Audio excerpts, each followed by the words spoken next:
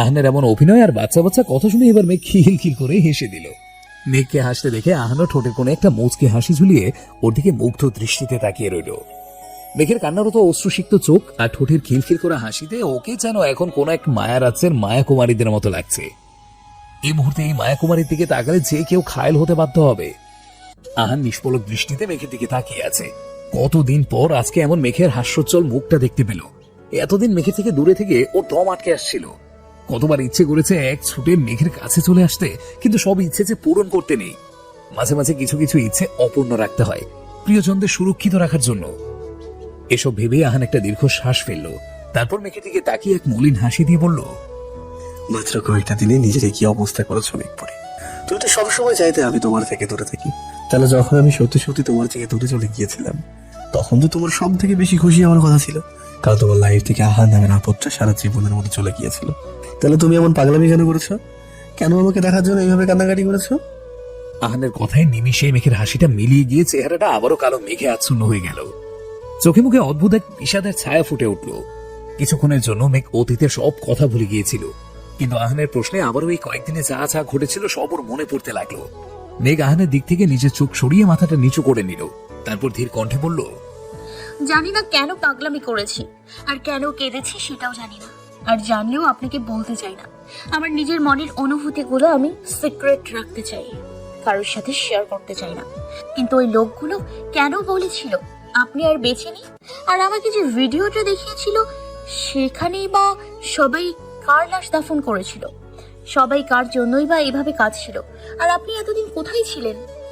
মেঘের কথা শেষ হতে আহান বসা থেকে দাঁড়িয়ে শক্ত কণ্ঠে মেঘকে উদ্দেশ্য করে বলল, যখন জানোই না যে তুমি আমার জন্য কেন কেঁদেছিলে, তখন তোমার এটা জানার অধিকার নেই আমি এতদিন কোথায় ছিলাম। যেদিন তোমার সিক্রেট অনুভূতিগুলো আমাকে বলতে পারবে সেদিন না হয় আমিও তোমার সব প্রশ্নের অ্যান্সারগুলো দিয়ে দেবো। বলেই আহান হনহন করে রুম থেকে বেরিয়ে যেতে লাগলো। ও হেঁটে দরজা পর্যন্ত আসতেই মেঘ দৌড়ে গিয়ে ওকে পেছন থেকে শক্ত করে জড়িয়ে ধরলো। তারপর কাঁদো কাঁদো গলায় বলল, আপনি আমাকে ছেড়ে আবার কোথায় যাচ্ছেন?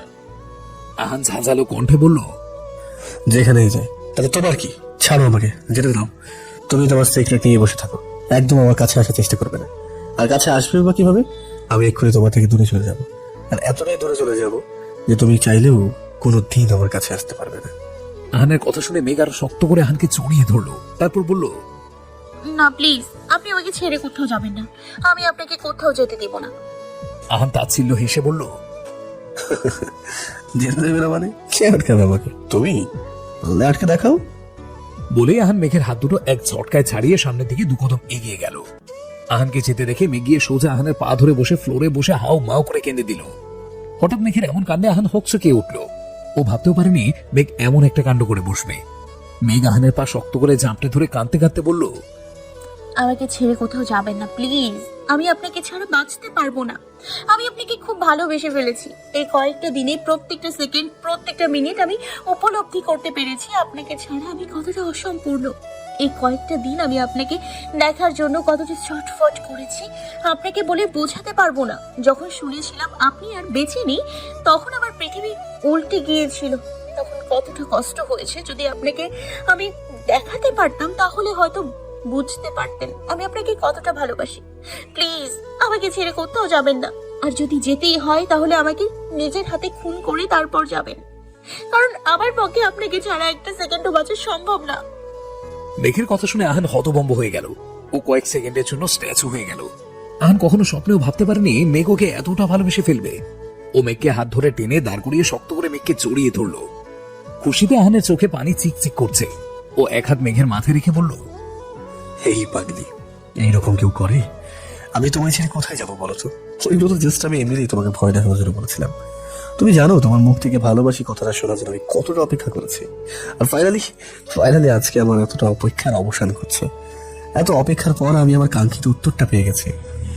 মেঘ আহানের বুকে মুখ গুজে ফোঁপাতে ফোঁপাতে বলল, প্লিজ আপনি আমাকে ছেড়ে আর কখনো কোথাও যাবেন না, তাহলে আমি মরেই যাব। আহান মেঘের ঘাড়ে মুখ গুজে দিয়ে লো ভয়েসে বলল, আমি তোমাকে ছেড়ে যাওয়ার কথা কখনো ভাবতেও পারি না। যতদিন আমার নিঃশ্বাস চলবে ততদিন আমি তোমাকে ছেড়ে কোথাও যাব, আর না তোমাকে আমার থেকে দূরে কোথাও ছেড়ে যাবো। তুমি শুধুমাত্র আমার হয়ে থাকবে। তোমার সবকিছুর ওপর শুধু আমার অধিকার থাকবে। আজকের পর থেকে যদি তুমি আমি ছাড়া অন্য ছেলেদের কথা কখনো কল্পনাতেও আনো, তাহলে আমি তোমার কি অবস্থা করবো তুমি ভাবতেও পারবে না। অনেক জ্বালিয়েছ বাছাধন, এখন আমার জ্বালানোর পাড়া তোমাকে। এখন চুপচাপ ভালো মেয়ের মতো কান্না বন্ধ করতো, নাহলে বকত দেবো, ওই সাথে কানের নিচেও দুটো দেবো। আহানের কথা শুনে মেঘের কান্না অটোমেটিক বন্ধ হয়ে গেল। ও অবাকের চরম পর্যায়ে পৌঁছে গিয়ে চোখ দুটো রসগোল্লার মতো করে ফেললো। ও মনে মনে বলল, কাউকে ভালোবাসি বললে সেও উত্তরে আমিও ভালোবাসি তোমাকে বলে। বাট এই ছেলে তো ভালোবাসি বললই না, উল্টো হুঁকি দিচ্ছে। এতক্ষণ তো সব ঠিকই ছিল, কিন্তু সুন্দর কি সুন্দর ভালো ছেলেদের মতো কথা বলছিল, তাহলে হঠাৎ এতটা রুড হয়ে গেল কেন? আচ্ছা, ভালোবাসার কথাটা এনার কাছে প্রকাশ করে কি আমি কোনো ভুল করে ফেললাম?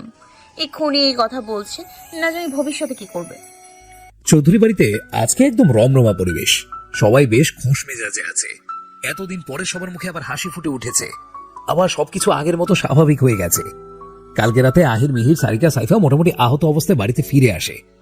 এদের এমন অবস্থা দেখে বাড়ির লোকেরা কি হয়েছে জানতে চাইলে ওদের উপরে কিভাবে অ্যাটাক হয়েছে সেই কাহিনী ওরা একে একে সবাইকে খুলে বলে। তার কিছুক্ষণ পর ওনারা সবাই জানতে পারেন মেয়েকে কিডন্যাপ করা হয়েছে। দিশা আলিশার মাথা ফেটে গেছে, ওরা হসপিটালে ভর্তি। অভিহিয়ানও খুব খারাপ ভাবে আহত হয়েছে। সব শুনে আহাদ খান আর আসম রহমানের অবস্থা খারাপ হয়ে গিয়েছিল। ওনারা ওনাদের যত সোর্স ছিল সব মেয়েকে খুঁজতে কাজে লাগিয়ে দিয়েছিল। আহির, মিহিরও ওই রকমই আহত অবস্থায় আবার অত রাতে বেরিয়ে পড়েছিল মেয়েকে খুঁজতে। মেঘের কিডন্যাপের কথা শুনে মোনা খান, মীরা রহমানের শরীর আরো খারাপ হতে থাকে। রাত প্রায় 3টার দিকে দরজার কলিং বেলের শব্দ শুনে সাইফা গিয়ে দরজা খুলে দেয়। দরজা খুলতেই মুখে মাস্ক পরা আর হুডি পরা একটা ছেলের কোলে মেয়েকে দেখতে পেয়ে ও ভীষণ ভয় পেয়ে যায়। পরে মাস্ক সরাতে আহানকে দেখে কাঁদতে কাঁদতে হাঁটু ভেঙে ফ্লোরে বসে পড়ে। ওর কান্নার শব্দে সবাই দৌড়ে দরজার কাছে আসে। এসে আহানকে দেখে সবাই প্রথমে অবাক হলেও পরে সবাই ওকে জড়িয়ে ধরে কান্নাকাটি শুরু করে দেয়। এটাও জিজ্ঞাসা করে এতদিন কোথায় ছিল। আহান কোন রকম সবাইকে সত্যি মিথ্যা গলিয়ে বুঝিয়ে দিয়ে মেয়েকে নিয়ে ওপরে চলে যায়। আহান যেটা বলেছে ওনারা সবাই সেটাই বিশ্বাস করে নিয়েছেন, উল্টে আর কোনো প্রশ্নই করেননি। কারণ একসাথে আহান আর মেয়েকে একসাথে সেফলি পেয়ে গেছেন, এটাই ওনাদের কাছে অনেক। আর বেশি কিছু ওনারা জানতে চান না। আহান ফোন করে বাসায় ডাক্তারকে ডাকে মেয়েকে চেক আপ করার জন্য। ডাক্তার টুকিটাকে ট্রিটমেন্ট দিয়ে চলে যায়, সাথে একটা ঘুমের ঔষধও দিয়ে যায়। দিশা আর রিজাকেও সকালে হসপিটাল থেকে ডিসচার্জ করে দেওয়া হয়। ওদের ক্ষতটা বেশ গভীরই ছিল, তবে তেমন বেশি কিছু হয়নি। ওষুধ খেলেই সব ঠিক হয়ে যাবে। ছাদের এক পাশে পাতানো চেয়ারের উপরে বসে আছে আহান। ওর সামনে কাঁচমচে করে বসে আছে মিহির, আহির, হিয়ান, অভি। আর ওদের পাশে চেয়ারগুলোতে বসে আছে সারিকা, সাইফা, দিশা, আলিশা, মেঘ, রিজা। আহান কিছুক্ষণ অভি, হিয়ান, আহির, মিহিরের দিকে বিরক্তির ভঙ্গিতে তাকিয়ে থেকে বিদ্রুপের স্বরে বলল, মাত্র কয়েকটা দিন ছিলাম না, এর মধ্যে তোদের এক একজনের কি অবস্থা হয়েছে। একজনেরও অক্ষত নেই, সবার শরীরে কাটা ছেঁড়া দাগ। যদি আর মাত্র কিছুদিন দেরি করতাম তাহলে তো হসপিটাল, বিজনেস, পার্টি, অফিস গুলো সবার সাথে মিশিয়ে ফেলতি তোরা। যা, যারা নিজেদের সেভ করতে পারে না তারা আবার ব্যবসার ফ্যামিলি লোক সামলাবে কি করে। আহানের কথা শেষ হতে আহির কপাল কুঁচকে আহানকে উদ্দেশ্য করে বিরক্তির স্বরে বলল, ব্রো প্লিজ এবার একটু চুপ করো। যখন থেকে এসছো তখন থেকে শুধু আমাদের একটার পর একটা কথা শুনিয়ে যাচ্ছ, আর আমরাও চুপ শুনছি। আরে আমরা কিভাবে বুঝবো আমাদের নিজেদের সিকিউরিটি গার্ডরাই আমাদের উপর হামলা করবে? আহান দাঁতে দাঁত চেপে বলল, তোদের নতুন করে সিকিউরিটি গার্ডকে রাখতে বলেছিল, আজ যখন রেখেছিলি তখন ওদের ব্যাকগ্রাউন্ড ভালো করে চেক করিস নি কেন? হ্যাঁ ব্রো, আমরা রাখতে চাইনি, অভি ব্রোই তো জোর করে রাখতে বললো। আর তখন আমাদের ওদের ব্যাকগ্রাউন্ড চেক করার মতো অবস্থা ছিল না। সব থেকে সামলা দেখে রীতিমতো হিমশিম খাচ্ছিলাম। আহান এবার রেগে অভির দিকে তাকিয়ে ওকে ধমক দিয়ে বলল, তুই আমাকে কেন বললি না তোরা নতুন করে সিকিউরিটি গার্ড রেখেছিস? তুই তো আমাকে একবার জিজ্ঞেস করতে পারতি সিকিউরিটি গার্ড আদৌ রাখবি কিনা। তোকে তো বলেছিলাম এখানে ঘটে যাওয়া প্রত্যেকটা ঘটনার আপডেট আমার চাই, তাহলে কেন একবার জিজ্ঞেস করে নিলি না? মেঘ, আলিশা, দিশা, সারিকা, সাইফা, রিজা ওরা এতক্ষণ একপাশে বসে চুপচাপ মিহিরদের কথা শুনছিল। আহানের কথা শুনে ওরা সবাই ভীষণ অবাক হলো। সবাই অবাক চোখে একবার অভির দিকে তাকাচ্ছে আর একবার আহানের দিকে তাকাচ্ছে। অভি আহানের দিকে তাকিয়ে অসহায় কণ্ঠে বলল, ইয়ার এত প্রবলেমের মধ্যে ছিলাম তাই তোকে বলতে ভুলে গেছি। অভির কথা শেষ হতেই আহান কিছু বলতে যাবে তার আগেই দিশার দাঁতে দাঁত চেপে অভিকে উদ্দেশ্য করে বলল, তোকে বলতে ভুলে গিয়েছিলাম মানে? তার মানে আপনি জানতেন আহান ভাইয়া বেঁচে আছে? ভাইয়া বেঁচে আছে শুনেও এতদিন ওনাকে খোঁজার নাটক করে গেছেন। এতগুলো মানুষ ভাইয়ের জন্য টেনশনে ছিল আর আপনি সবটা জেনেও চুপচাপ ছিলেন, কাউকে কিচ্ছু বলেননি। এত সুন্দর অভিনয়ের জন্য আপনার মুখের উপর তো অ্যাওয়ার্ড ছুঁড়ে মারা উচিত। আমার কাছে এই মুহূর্তে অ্যাওয়ার্ডটা নেই, তাহলে আমিই ছুঁড়ে মারতাম। স্বার্থপর, মিথ্যাবাদী, বাটপাট, মিচকে শয়তান লোক একটা। আপনাকে তো আমি পুলিশে দিব। দিশার কথা শুনে সবাই হা করে দিশার দিকে তাকিয়ে আছে। অভি রেগে দিশাকে ধমক দিয়ে বলল, রিমে শাট আপ, একটা থাপ্পড় দিয়ে তোমার গালটা না লাল করে দিব। বাচাল ঝগড়াটু মেয়ে একটা। আমারই ভুল হয়েছে, তোমাকে আমার বাঁচানো ঠিক হয়নি। উল্টো তোমার মতো একটা শাকচুনিকে নিয়ে গিয়ে হাসপাতালের ছাদ থেকে ফেলে দেওয়া উচিত ছিল, তাহলে অন্তত পৃথিবী থেকে একটা বাচাল কমে যেত। অভির কথা শেষ হতেই হিয়ান রাগী গলায় বলল, এই তোরা দুজনে চুপ করবি? এত বড় হয়েছিস অথচ বাচ্চাদের মতো 5 মিনিট পর পর ঝগড়া শুরু করিস। হিয়ানের কথা শেষ হতেই দিশা আর অভি একে অপরের দিকে তাকিয়ে দুজন দুজনকে ভেঙচি কেটে চুপ হয়ে গেল। হিয়ান এবার সোজা হয়ে বসে আহানের দিকে তাকিয়ে সিরিয়াস ভঙ্গিতে বলল, তুই ওই দিন কিভাবে বেঁচে গেলি আহান? আর লাশটাই বা কার ছিল? বেঁচেই যখন ছিলি এতদিন কোথায় ছিলি? আমাদের সামনে আসিসনি কেন? আর তুই যে বেঁচে আসিস সেটা অভিক কবে থেকে জানে? জানেই যখন আমাদের বললো না কেন? হিয়ানের কথার মাঝে আহানুকে থামিয়ে দিয়ে বলল, ও এত প্রশ্ন একসাথে কেউ করে? আগে জিজ্ঞেস করতে হবে না, চুপচাপ বস, শুরু থেকে সবটা বলছি। আহানের কথা শুনে সবাই সিরিয়াস মুখ করে আহানের দিকে তাকালো। আহান একটা দীর্ঘশ্বাস ফেলে বলল, ওই দিন যখন গাড়িটা খাদ থেকে পড়েছিল তখন গাড়িটা নিচে পড়ার আগে আমি গাড়ি থেকে লাফ দিয়ে নিচে পড়ে গিয়েছিলাম। আমার থেকে জাস্ট কয়েক হাত দূরে গাড়িটা ব্লাস্ট করেছে। আল্লাহর রহমতে একটু জন্য বেঁচে গেছে। এটুকু বলতেই অভি আহানকে থামিয়ে দিয়ে বলল, বাকিটা আমি বলছি। সবাই উৎসুক চোখে অভির দিকে তাকালো। অভি গম্ভীর কণ্ঠে বলল, সেই দিন ফাংশনের পরে আমি সারিকা সাইফাকে বাড়িতে নামিয়ে দিয়ে মিস দিশাকে ওনাদের বাড়িতে দিয়ে এসেছিলাম, তাই অনেক রাতও হয়ে গিয়েছিল।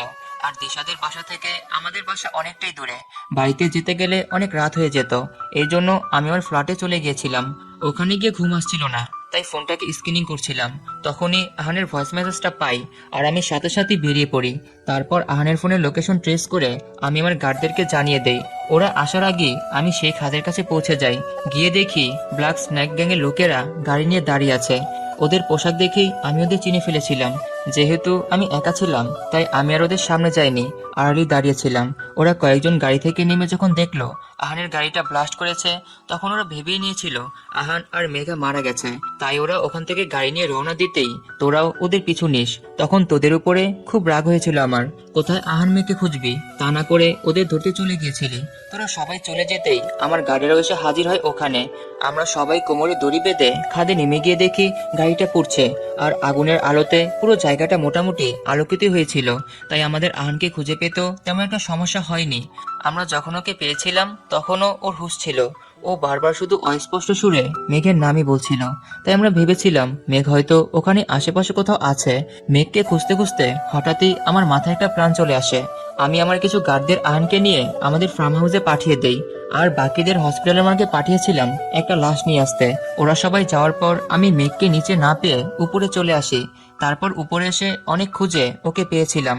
ভেবেছিলাম ওকে নিয়েও আমাদের ফার্ম হাউসে চলে যাব আর সবার সামনে ওদের দুজনকেই মৃত ঘোষণা করে দিব। কিন্তু তোরা এসে আমার প্ল্যানে এক বালতি পানি ঢেলে দিলি। আমি মেঘকে নিয়ে গাড়িতে উঠতে যাচ্ছিলাম, ঠিক তখনই তোরা তিনজন ওখানে এসে পড়লি। একসাথে এতগুলো কথা বলে অভি একটা লম্বা শ্বাস ফেলল। আলিশা অভিকে উদ্দেশ্য করে ভ্রু কুঁচকে বলল, বাট তোর এইসব ফালতু ড্রামা করার কি দরকার ছিল? ওদের মেরে ফেলার নাটক করে তোর কি লাভ হলো? আর হিয়ানরা তোর লাশটা রাখার আগে ওখানে এসে পড়েছিল, তো তোরা লাশটা কখন রাখলি? অভি একটা ধমক দিয়ে বলল, কথার মধ্যে বামা ঢুকাস কেন? বলছি তো আস্তে আস্তে সবকিছু। অভির কথা শেষ হতেই সবাই একটা দীর্ঘশ্বাস ফেলল। হিয়ান অভিকে উদ্দেশ্য করে বলল, তারপর কি হয়েছিল? আমার হুঁশ আসতেই আমি অভির থেকে সবটা জানতে পারি। তবে আমার জ্ঞান ফিরলেও আমি চলার মতো অবস্থায় একদমই ছিলাম না। বেডে শুয়ে শুয়ে প্রত্যেকদিন মেঘের পাগলামিগুলো আমি দেখেছি। প্রতিটা দিন ও কতটা যন্ত্রণা ভোগ করেছে সবটা আমি নিজের চোখে দেখেছি, কিন্তু কিছু করতে পারিনি। অভিকে দিয়ে আগে আমি মেঘের কেবিনে সিসি ক্যামেরা লাগিয়েছিলাম ওকে দেখার জন্য। ওর এমন অবস্থা দেখে আমার মাথা ঠিক ছিল না, তাই আমি আর কিছু বিশ্বস্ত লোকেদের দিয়ে সিয়ামের গোডাউনে আগুন লাগিয়ে দিয়েছিলাম। আর তার কয়েকদিনের মধ্যে আমি মোটামুটি সুস্থ হয়ে গিয়েছিলাম। ভেবেছিলাম খুব তাড়াতাড়ি সবার সামনে চলে আসবো, কিন্তু তার আগে এইসব। এটুকু বলেই আহান থেমে গেল। দিশা তখন আহানের কথা মনোযোগ দিয়ে শুনছিল। হঠাৎ ওর কিছু একটা মনে পড়তে অভিকে উদ্দেশ্য করে সন্দিহান কণ্ঠে বলল,